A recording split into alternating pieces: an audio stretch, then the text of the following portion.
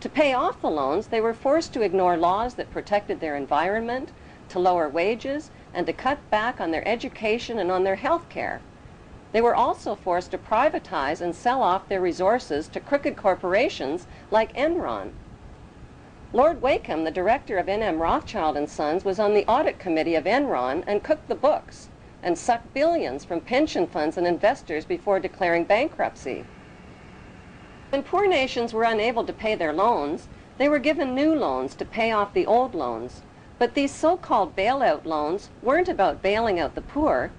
They were about bailing out and lining the pockets of loan underwriters like Citigroup and America's most notorious crooks and banksters. As desperately poor nations got more desperately poor, the filthy rich banksters got filthier rich, and God help anybody who got in their way. Davison Buddu, senior economist for the International Monetary Fund, resigned to, quote, "wash my hands of the blood of millions of poor and starving people." When President John F. Kennedy tried to take back America by reviving U.S. government printed money, his head was blown off in a Dallas motorcade.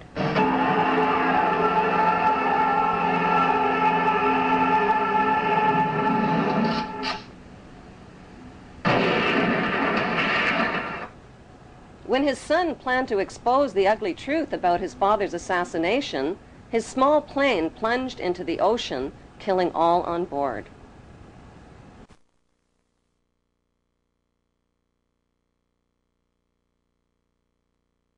In the 1950s, a weapon was invented that has become more powerful than America's deadliest weapons of mass destruction. It is the weapon of mass deception, and it is right in our own living rooms. The hypnotizing world of picture television brings us the news of the world through two central news agencies called Reuters and the Associated Press. The Rothschilds bought Reuters in the 1800s, which later bought the Associated Press and made the Rothschild family owners of the world's largest central news services. To the present day, the world depends on these Rothschild-owned central news services as their main source of news and information. In his book called Who Owns the TV Networks, author Eustace Mullins claims that the major TV networks, radio stations, newspapers, and publishing empires are controlled by the Rothschild, Rockefeller, and J.P. Morgan money cartels through their corporate conglomerates. The bankster-owned media conglomerates include weapons manufacturers General Electric and Westinghouse, which profit from promoting wars. Their man in Washington is head of the FCC Federal Communications Commission, and his name is Michael Powell, the son of Colin Powell. Michael Powell was put in charge of changes to the media monopoly rules and who can own what. Joining public opposition to Michael Powell's FCC deregulation policies, Senator Byron Dorgan had this to say. Seldom have I seen a regulatory agency cave in so completely to the big economic interests. That's exactly what happened today with the FCC rules. And Chairman Powell kept suggesting slight modifications. It's not slight at all. This is a big deal. It's going to affect what the American people can see, can hear, can read. And let me emphasize something that was in your setup piece. After what the FCC did today, it is likely, in fact, that in big American cities we will see the same company own the newspaper, 3 television stations, 8 radio stations, and the cable system in that city, all under one company. And I don't know what happened to this notion of competition, but I'm telling you, it's not there, and it's not embedded anywhere in the FCC's decision. Well, I'm just going to have to say that there are a lot of lies being told.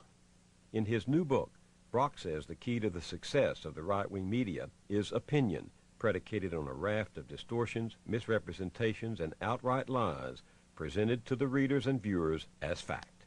I think it used to be... Control over the internet, publishing, recording, and top cable companies can be traced back to the same big 5 media empires: General Electric, Time Warner, Viacom, Disney, and News Corp. These media monopolies are owned directly or indirectly by the Rothschild, J.P. Morgan, Rockefeller, and Oppenheimer Brotherhood.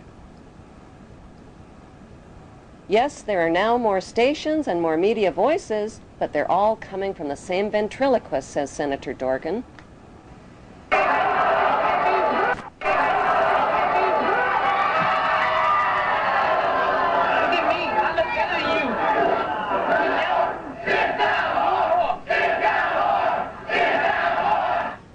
TV show needs corporate sponsors, and corporate sponsors sponsor pro-business, pro-government programming, and journalists who support the agenda of the Big Five media owners. While 2/3 of the world goes hungry, these banksters offer gazillion-dollar sponsorships to sports athletes to play with their balls. Why? Because they keep the masses distracted from the important issues, like the passage of the Patriot Act to limit your civil rights and freedoms. The Patriot Act allows the government to come into your home, take things from your home, search your home, and never tell you about it. Increasingly, however, Americans are speaking out.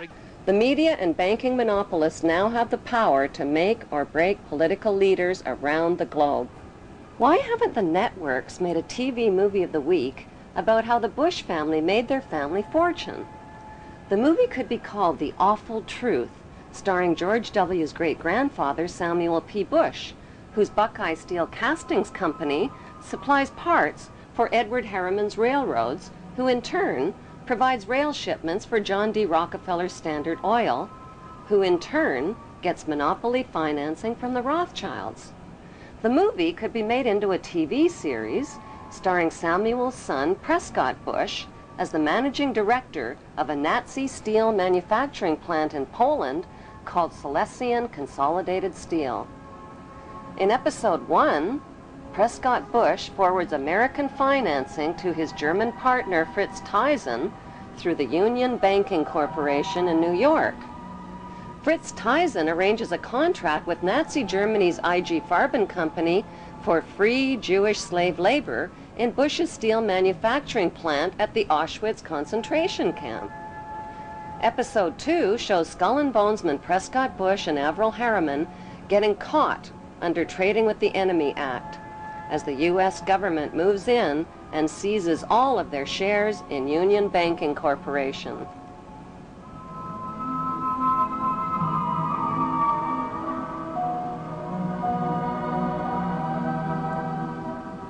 In episode 3, Prescott's son, the first George Bush, is director of the CIA. George puts drug king Manuel Noriega on the CIA payroll, allowing thousands of tons of cocaine to hit the streets of America via the Panama Canal.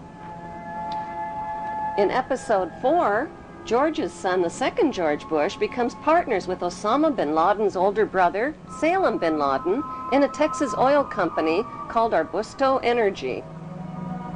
Episode 5 introduces George W.'s shady younger brother, Neil Bush, ripping off the elderly in the Silverado savings and loan scandal that cost U.S. taxpayers $1.3 billion. In episode 6, the Florida election is fixed by George W.'s older brother, Jeb Bush, who puts brother George into the top job at the White House, which brings us back to Auschwitz and the concluding episode with George W. Bush visiting the slave labor camp where his grandfather helped build the Bush family fortune on free Jewish slave labor.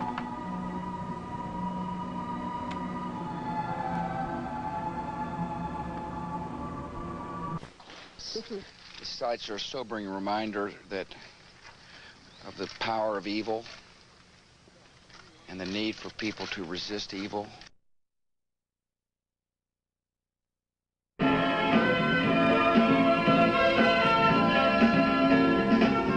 Ladies and gentlemen. As a follow-up to the TV series, an award show could celebrate the 20-year friendship of the Bush and bin Laden families and their shared investment in the Carlyle Group. The Carlyle Group is one of America's largest weapons contractors. For the Bush and bin Laden families, war means profits, big profits. Although the media creates the illusion of freedom of the press, the dominant opinion and messages always serve the banksters' agenda. Messages like, support your troops or you're a traitor to America. But who are the troops? Many are teenagers whose childhood entertainment was shooting out the blood and guts of virtual people in places that are virtually real.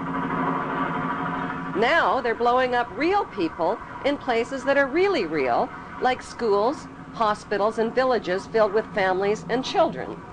Burns, open wounds, amputations, spinal cord injuries, broken bones, eyes that have been sprayed with shrapnel.